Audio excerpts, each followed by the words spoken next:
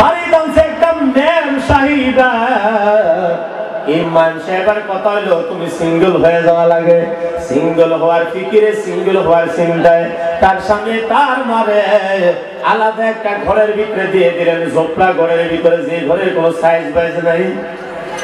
তখন বিবি বলছে ঠিক আছে, এখন আমার বাড়িটা পরিষ্কার থাকবে, কোনো কাজ থু ঠেকারও ভালাইব না, ওখানে পরে থাক, কিন্তু বেড়া তো বেড়া হয়।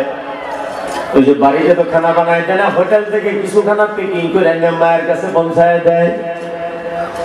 বিবি যখন দেখলো রাতের অন্ধকারে আনাগোনা গুনা গানা, জিজ্ঞাসা করলো তুমি রাতের অন্ধকারে ওই ঝুপড়ার ভিতরে কি করবার যাও, ওখানে কি আছে?